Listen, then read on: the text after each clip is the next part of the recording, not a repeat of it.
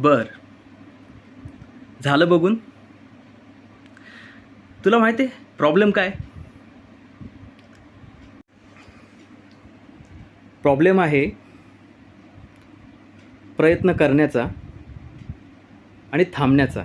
आपण काय करतो, 10 दिवस प्रयत्न करतो आणि 11व्या दिवशी गिवअप करतो.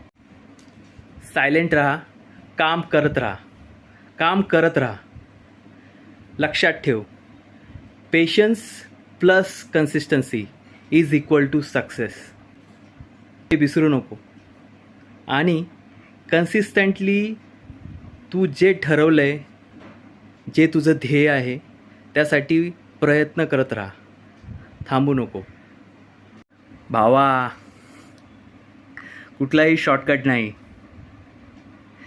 पेशन्स आणि कन्सिस्टन्सी ह्या दोनच गोष्टी लक्षात ठेव.